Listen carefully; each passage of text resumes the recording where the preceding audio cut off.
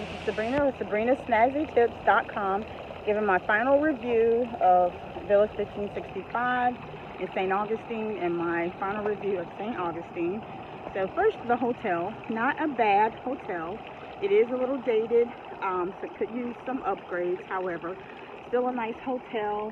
One of the things we had to do, we had to nudge housekeeping a little bit to come and clean the rooms. And of course, we're a little bit spoiled since the pandemic, because a lot of housekeeping just, just a lot of times it's just towel exchanges and things of that nature. So we did ask for the towel exchange. Staff very nice and friendly, from housekeeping to the front staff. They do, you see them passing by a lot. Like I said, very nice people. So no reflection of them, but it was 4 o'clock a lot of afternoon, so you can tell that basically in general, it's a very busy hotel. So again, we're just used to doing towel exchanges since, things in 2020. So a lot of times it's just not a huge deal for us. The hotel was probably about $150 to $160 a night. So to me, it's a little much for what you get. However, considering that we're only a little bit from the beach and this is a tourist town and it's starting to get warm and be season, that's really not a bad price. The only thing I would probably do differently is maybe do a B&B. So as far as Airbnb, something like that, or a long-term stay with a stove. The average meals were about 95 to 180 for 6 people. It's 6 in our party, us and some friends. So like I said, the only thing I would do differently is probably stay, eat out once a day and stay in a long-term type, a house or something of that nature, just to save on funds a little bit. Other than that, I have no regrets. The hotel was nice. It was clean.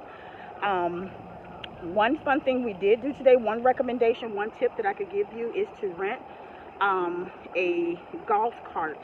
We rented a golf cart that accommodated 6 people. I will put this prescription below. I think it's Solano. I could be wrong, but I will put the correct name.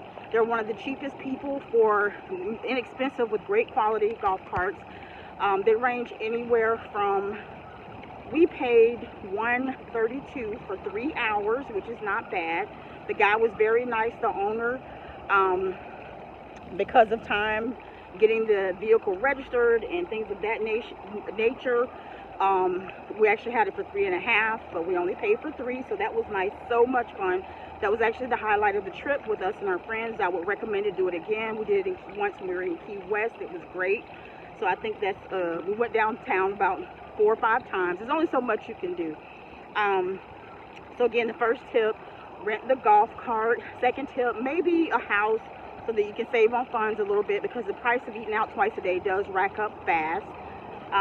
Attraction tickets, we went to the alligator farm. That was nice, but again, the average attractions are like $35 to $40. Even the trolley that you saw ride through here a few minutes ago, that comes about every 5 minutes, that trolley is about $45 to $50 per person.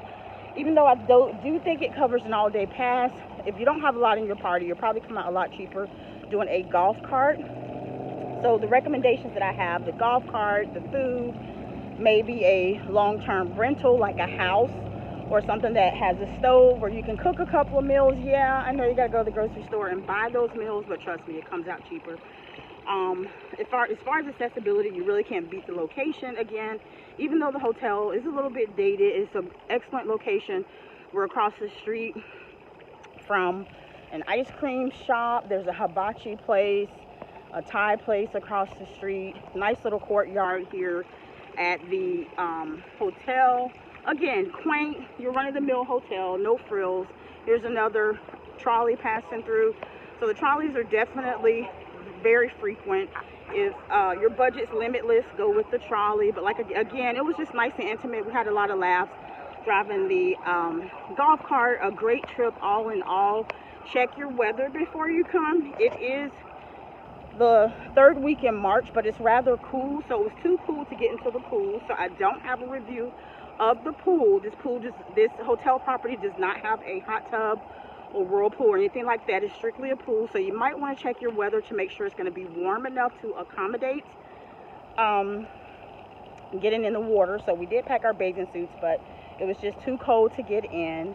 I do think that's the last accommodation that I have. We went to a Ford garage, which is a food venue that's close to the Ford dealership. That was interesting. It's like it's like a replica of a Ford dealership. It has waiters and waitresses that actually look like they're wearing mechanic type attire. They serve you food. It's a burger joint. They have a lot of automobile parts in there, a lot of Ford parts. So it's just neat. It's a neat experience. That too was probably the highlight of the food. It was actually a tie between that and the hibachi. Even though the guy at the hibachi restaurant he seemed a little lackluster, it still was nice. It was a nice experience. The food was excellent. Again, he wasn't as excited as most of the people I've seen on TV throwing the food at you with the rice and everything, but it still was excellent food. So between that and the Ford garage, those two were great options. The Ford garage was closer to I-95, and the roads you take to get in here, we're off San Marco Road, which I believe is A1A or something like that. But anyway, they're like one and the same. So that's the road that we took to get here. The Fort is a must-do as well. So definitely a lot of attractions, but definitely easy to rack up if you count attraction to attraction. So you might want to do your research before you come to see how much everything is.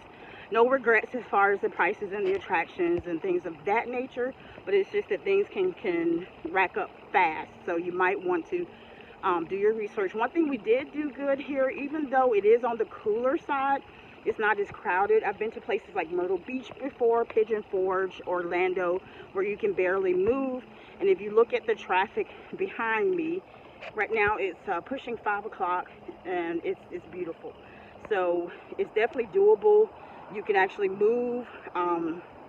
You know, even when we had the golf carts today and stuff, we weren't bottlenecked. This is actually pretty crowded for a Monday. However, again, it wasn't so overwhelming that we couldn't move. I've been to Myrtle Beach before where the last 2 or 3 miles trying to get into the actual strip on the beach, you're not moving. So this is great. So it's like I said, you got to take the good with the bad. Yeah, we couldn't get into the pool and it's a little on the cooler side, but it's nice.